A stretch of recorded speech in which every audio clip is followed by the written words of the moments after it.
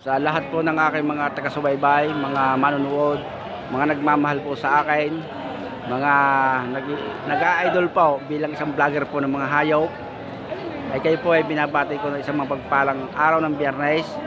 Ngayon po ay 2025, July 18 po. Kasalukuyan po ako narito sa pamilihan at bintahan ng mga buhay na hayop dito sa Padre Garcia, Batangas. Sa mga hindi po nakakaalam, especially po yung mga taga-malalayong probinsya, ay ito po yung pambansang capital ng pamilihan ng mga hayop o trading capital po ng buong Pilipinas.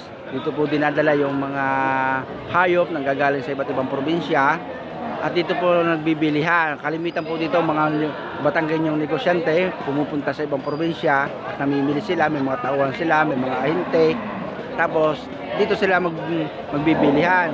Dito po yung katulad po yung mga taga Maynila o NCR na magpapawatay ng hayop na sinusupply po sa iba't ibang pamilihan, sa iba't ibang restaurant, department store, palengke. Dito po sila pumupunta. Meron kalimitan po dito, may mga kontak po sila. At pag po sa nagkasundo ng presyo, bumibili po sila. Tulad po ng aking kaklase, kung bumili 50 kalabaw sa araw ng Biyernes, pataas pa, ganyan po. Ito pong bintahan ng mga hayop dito sa Batangas ay napakalaki pong negosyo. Hindi po ito basta negosyo dahil buong Pilipinas po ito. Hindi naman po ito sa Batangas lamang kumbaga dito po ang mga kalimitang mga negosyanteng malalaki dito, mga Batanggenyo. Talaga po yung mga Batanggenyo mahihilig po yan sa hayop. Lahat po ng hayop yan dito sa Pilipinas na mayroon ay naalagaan nila at ibinibinta nila. Makikita naman ho ninyo. Kaya ho masasabi ko ho, iba ho ang buhay dito sa Batangas kumpara sa ibang probinsya. Dahil ito ho ay sentro ng negosyo. Iba't ibang uri ho ng negosyo, hindi lang po hayupan. Ito po ay iniikutan ko ito ng camera. Yan po ay yung mga kalabaw na alagain. May bupalo po diyan, mayroon po itong tinatawag na native. Yan po sila pupulong-pulong. Yung nagtatarato na po, yung pinag-uusapan nila ang presyo. Huwag po kayong magugulat sa mga presyo dahil yan po ay presyo lamang. Hindi naman po yung katulad sa mga department store na kung ano yung presyo yun na. Yan po ay dito ay nagkakaroon po ng discount o malaking bawas basta makapag-usap kayo. Yan. Ito naman yung iniikot na ito ng camera ko ng tao. Yan ho yung mga nabiling kalabaw na, mga katayin ho yan. Yan. Yan po ang dadalhin sa iba't ibang panig ng Calabarzon, NCR para katayain. Yan, nakikita ho ninyo. Yan. Uli-uliin ho natin yan. Ganyan po yan. Katulad po na rin ni tatay, may hawak po siya ng 3 kalabaw. Parang naglalaro lamang ngayon, nagbibinta rito, nagtataratunan.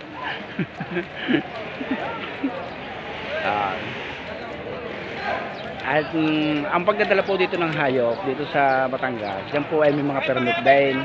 Hindi po yan basta yung madadala. Kung saan po kayong probinsya manggagaling o bayan, ay inyo pong ikukuha ng permit yan. Yung mga tawid dagat po, may mga blood test pa po yan, lalo po yung mga alagayin. Kaya mahirap din mo ang sitwasyon ng mga biyahero. Malaki rin ang gastos. Patong-patong na rin ang gastos dito. Yung transportasyon na lamang, yung mga permit, may mga iba pa silang bayarin. Kaya ho, kahit mahal ho dito ang bintahan, ay malaki hong gastos. Parang parehas na rin ho, pero tumutubo pa rin ho sila. Sadya naman ho ganyan. Kung hindi tutubo, sino magnegosyo? Sabay sa ikaw. Yan na. Yan, tingnan sa kuya. Dati nyo, nagtatarato lang sila. Katuwa ho ay. Yan. Ganyan ang taraton ho dyan ay parang nagliligawan. O yan, makikita ho ninyo. Yan pa. Mga hawak sila. Yan. Makikita ho ninyo. Yan po ang sitwasyon ng kalabawan dito ngayon. Yung mga kung taga-sampahong probinsya nang gagaling yung mga negosyante natin. Ngayon ho, ang kalabaw ho ay hindi masyadong matamay. Hindi katulad ng mga nagdaang Biyernes. Dahil tag-ulan niya ho, ay yung taga-malalayaw, especially yung mga tawid dagat, natatakot sila magbiyahe. Pagkaganyan, yung tag-ulan, uliin ho natin yan. Kita ho ninyo ang kalabaw ho, pagod na ho. Ito naman ho yung building ng pinag-iista ka ng mga kalabaw. Makikita ho ninyo. Ganun nyo. Hila-hila na. Hila-hila na. Si Kuya. Yan pong kalabawan ngayon, makikita ninyo. Ako naman ho'y natutuwa lamang sa ganitong gawain. Hindi ko ho ito hanap buhay. May iba ho akong hanap buhay. Palibasa nga ho, hilig ko din nga akong hayop. Dahil sa bata ho, yun ang kasama ko, ang hanap buhay namin. Kaya hanggang sa nagkakaedad, idala-dala ko Hindi ganito. Malamat ako hindi ispos ngayon sa pag-alaga ng hayop ay yung pagkakaroon ko ng hilig sa paghahayupan hindi nawawala sa kakayan. Nakita ko ninyo, i-video natin yan. Sabi ko na. Nakita ko ninyo. Huwag ka naman dinaksimaan ko, tawa. Yan. Siko, chita. Ano naman brad, taas mo naman. Ano mo naman ang tawad din ito? Mandulang ka, 5-6 ang tawad din. Hindi ko alam. Huwag maalaman.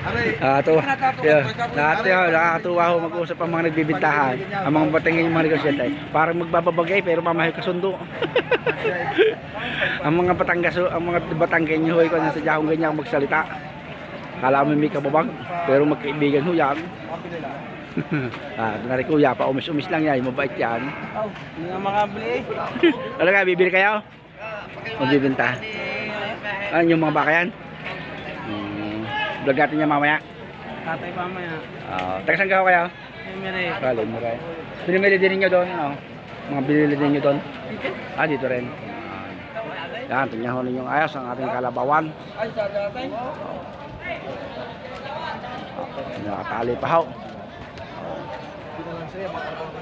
Binabalansi daw ang mga kalabaw. Yan.